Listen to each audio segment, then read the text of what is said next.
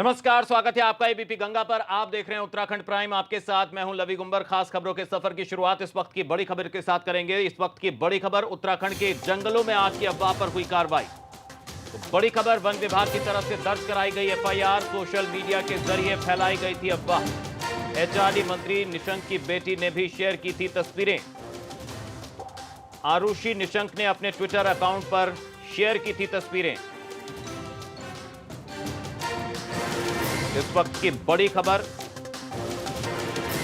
कार्रवाई हुई है जंगलों की आग के अफवाह को लेकर। इस वक्त की बड़ी खबर, तो उत्तराखंड के जंगलों में आग की अफवाह पर कार्रवाई, बड़ी खबर। 100 से ज्यादा लोगों पर एफआईआर हुई दर्ज। वन विभाग ने दर्ज कराई एफआईआर। इस मामले में कार्रवाई हुई है।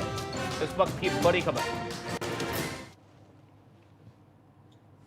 तो ये वो ट्वीट है जो आरुषि निशंक ने ट्वीट किया था, जिसमें तस्वीरें भी हैं जंगलों की आग की ये तस्वीरें, जिसको लेकर अफवाह फैली थी। तो निशंक की बेटी आरुषि निशंक की ये तस्वीरें, ये ट्वीट, जिसको लेकर तुरंत एक्शन लिया गया और 100 से ज्यादा लोगों पर एफआईआर दर्ज की है। वन विभाग ने दर्ज कराई एफआईआर। तो उत्तराखंड के जंगलों में आग की अफवाह पर यह कार्रवाई हुई है। वन विभाग की तरफ से दर्ज कराई गई है एफआईआर। सोशल मीडिया के जरिए फैलाई गई थी अफवाह। एचआरडी मंत्री रमेश पोखरियाल निशंक की बेटी ने शेयर की थी तस्वीरें। तो यह वही ट्वीट है।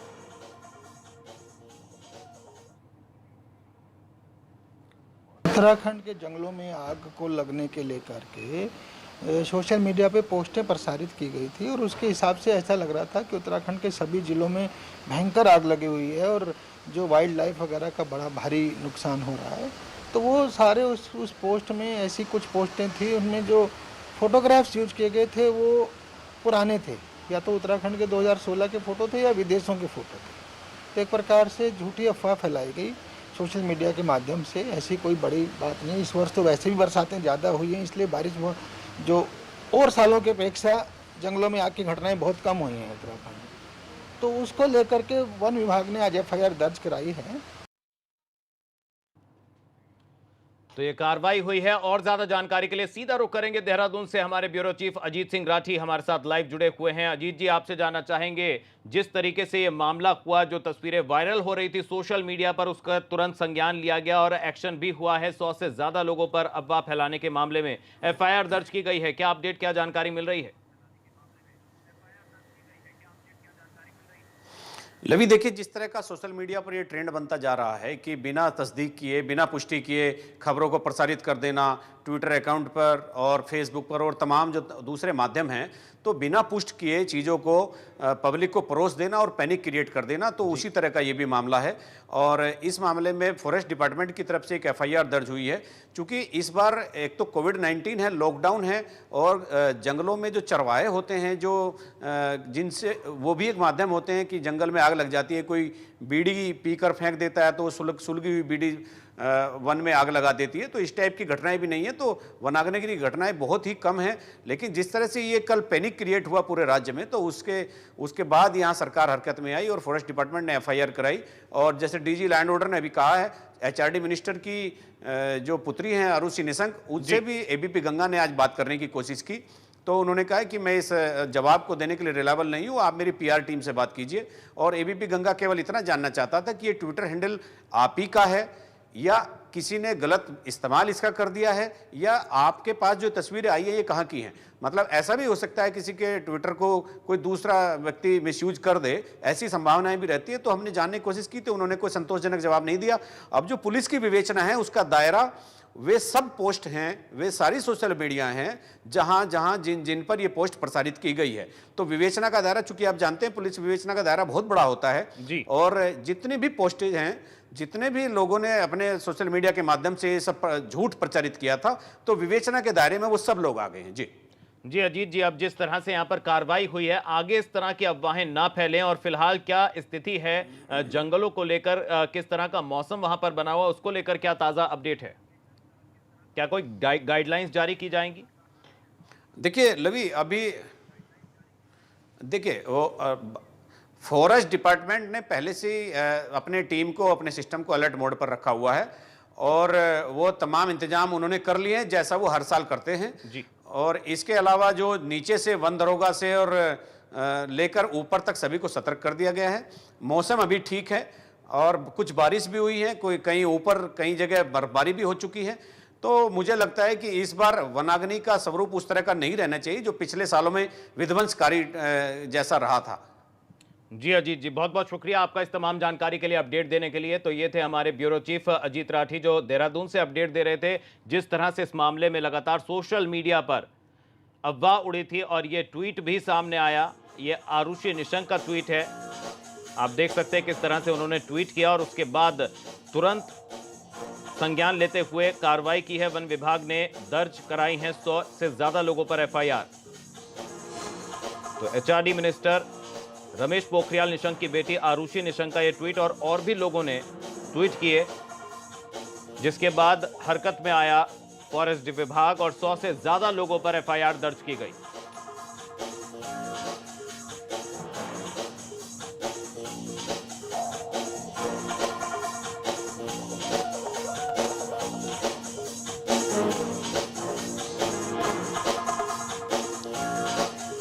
तो ये ट्वीट आप देख रहे हैं, ये आरुषि निशंक का ट्वीट है और ये तस्वीर हम आपको दिखा रहे हैं।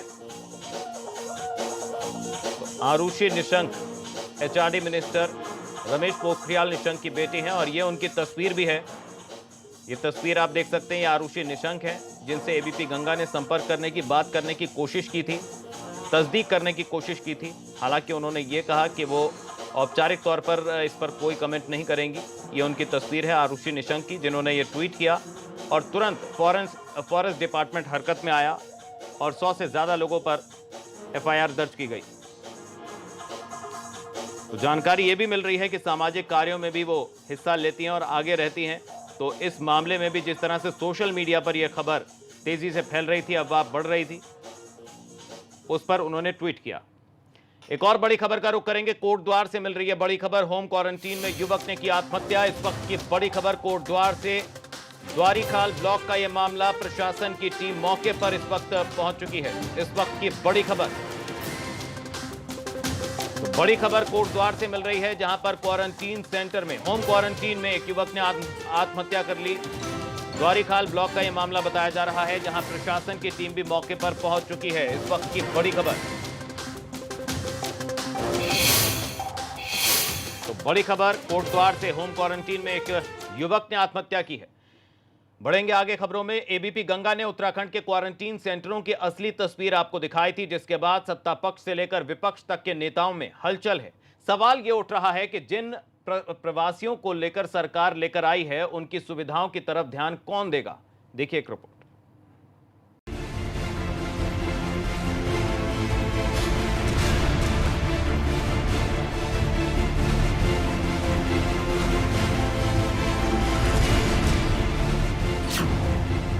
एबीपी गंगा की खबर से खलबली।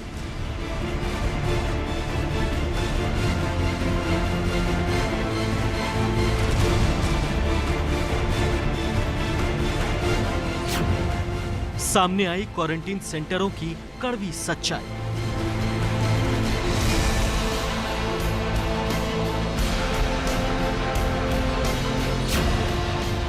सत्ता पक्ष से लेकर विपक्ष तक में हलचल।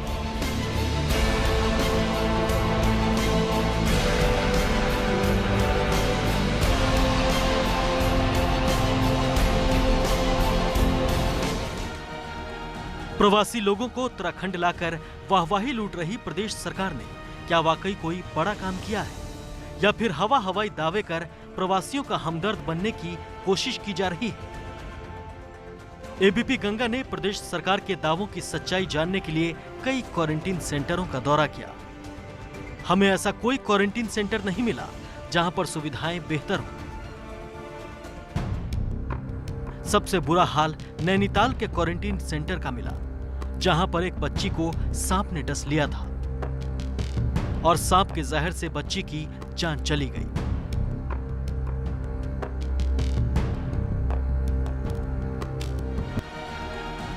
एबीपी गंगा पर खबर दिखाए जाने के बाद सत्ता पक्ष से लेकर विपक्ष तक के नेता हरकत में आ गए। नेता प्रतिपक्ष इंदिरा हृदयेश खुद हल्द्वानी के क्वारंटीन सेंटर का निरीक्षण करने पहुंची। उन्हें ग्राम प्रधान लोग बाकायदा सुबह शाम खाना भी दे रहे हैं, चाय भी दे रहे हैं।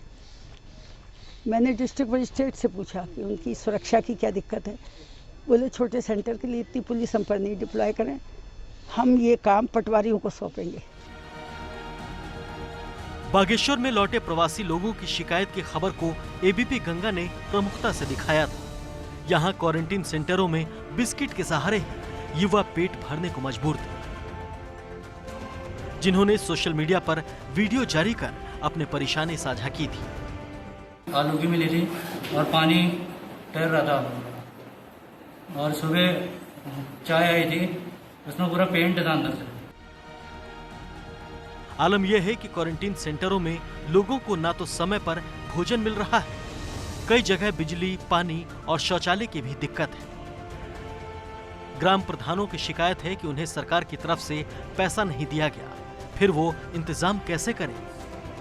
हम तो पूरी सहायता कर रहे हैं, बच्चों की पूरी कोशिश कर रहे हैं कि बच्चे अच्छी से रहें, सारी सुविधा मिले उनको, और सरकार की तरफ से हमें अभी तक कोई सुविधा नहीं मिली है। और हम चाहते हैं कि सरकार भी जल्द से जल्द हमारी ध्यान दे बच्चों पर जो क्वारंटाइन कर रहे हैं। क्वारंटीन सेंटरों की असली हकीकत एबीपी गंगा ने आपके सामने रखी है, मगर सरकार को लगता है कि इसमें विपक्ष की साजिश है। प्रधान बंधु जो प्रदेश के हमारे गांव के सभापति हैं, मैं उनसे आग्रह करना चाहूँगा कि उनको आज के वक्त में किसी भी पॉलिटिक्स में ना पड़ के प्रदेश के हित में और मानव जाति के हित में उनको काम करना चाहिए, और जो आज सकारात्मक काम करेंगे उसी से उनके गांव में इमेज ये बननी है। इसलिए मैं कहूँगा कांग्रेस के इस बहकावे में किसी को आने की आवश्यकता नहीं है। बड़ी दुर्भाग्यपूर्ण बात है कि आपने प्रधान गणों को प्रभारी बनाया है, प्रधानों के अंडर में क्वारंटाइन सेंटर बनाए हैं आपने, लेकिन इससे बड़ी दुर्भाग्यपूर्ण बात है कि 305 ग्राम सभाओं में अभी तक प्रधान निर्वाचित नहीं हुए हैं। 210 ग्राम सभाएं ऐसी हैं जो कोरम के अभाव में उनका गठन नहीं हो पाया है, तो कहां से सरकार व्यवस्था कर पाएगी। क्वारंटीन सेंटरों की खबर दिखाने के बाद खुद मुख्यमंत्री त्रिवेंद्र सिंह रावत ने एक ही दिन में हल्द्वानी और उधम सिंह नगर का दौरा किया, मगर विपक्ष की नाराजगी इस बात को लेकर थी कि सीएम ने क्वारंटीन सेंटरों में जाना क्यों मुनासिब नहीं समझा। मुख्यमंत्री जी यहाँ आए, डीएम के प्रोजेक्टर पर रिपोर्ट देखकर चले गए। क्या उन्हें नहीं चाहिए था कि एक इंटीरियर पहाड़ के क्वारंटाइन सेंटर का निरीक्षण करते? वो क्वारंटाइन सेंटर का निरीक्षण करते, वहां जाते, घूमते और देखते क्या व्यवस्था है। एबीपी गंगा की खबर के बाद खलबली ऐसी मची कि मसूरी में SDM Varun Chaudhary quarantine centre का निरीक्षण करने पहुंचे। इस दौरान उन्होंने क्वारंटीन सेंटरों की व्यवस्थाओं का जायजा लिया। एबीपी गंगा आपको क्वारंटीन सेंटरों की सच्चाई दिखा चुका है। उधर विपक्ष भी सरकार की तैयारियों पर सवाल उठा रहा है। अब ऐसे में आप खुद अंदाजा लगाइए कि प्रदेश सरकार के दावे क्या वाकई धरातल पर दमदार नजर आ रहे हैं।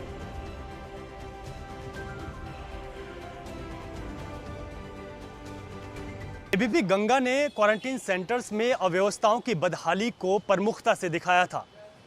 यही वजह है कि विपक्ष भी लगातार सरकार पर हमलावर है और इन अव्यवस्थाओं का जवाब मांग रहा है। वहीं सरकार भी अब एक्टिव हो गई है। तमाम जिलाधिकारियों को ये निर्देशित किया गया है कि वो क्वारंटीन सेंटर्स पर खास फोकस रखें और साथ ही अव्यवस्थाओं को दुरुस्त करें। अपने सहयोगी प्रमोद वाजपेयी के साथ रवि कैंतुरा, एबीपी गंगा, देहरादून। इसी बीच बड़ी खबर का रुख करेंगे। बड़ी खबर देहरादून से, जहां पर कल होगी कैबिनेट मीटिंग। इस वक्त की बड़ी खबर, सुबह 11 बजे शुरू होगी कैबिनेट की बैठक। कोविड-19 से जुड़े फैसले ले सकती है सरकार। क्वारंटीन सेंटरों को लेकर लिया जा सकता है फैसला। तो एबीपी गंगा ने उत्तराखंड के क्वारंटीन सेंटरों की असली तस्वीर आपको दिखाई थी। उसके बाद से सत्ता पक्ष और विपक्ष में हलचल तेज हो गई है। वहीं रामनगर में एक मरीज की मौत से हड़कंप मचा हुआ है। बताया जा रहा है मरीज कैंसर का रोगी भी थी और तबीयत बिगड़ने पर एक प्राइवेट अस्पताल में उनका कोविड टेस्ट कराया गया था, जिसके बाद कोरोना की पुष्टि हुई थी। हैरानी की बात यह है कि स्वास्थ्य विभाग को इसकी जानकारी अब लग रही है, जबकि युवक की मौत हो चुकी है।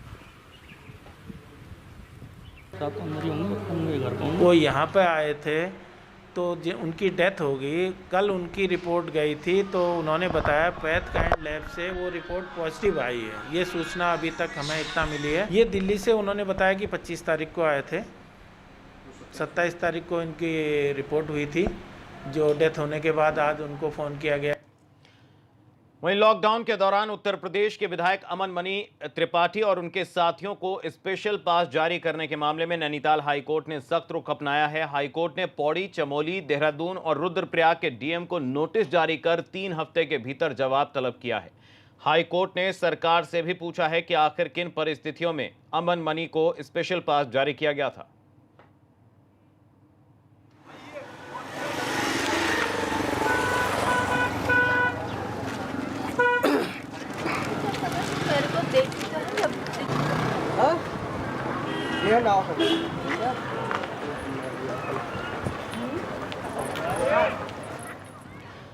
पहाड़ पर कोरोना का संक्रमण तेजी से फैलता जा रहा है। टिहरी जिले में 2 गांव सील कर दिए गए हैं तो वहीं रुद्रप्रयाग में भी 1 गांव सील कर दिया गया है।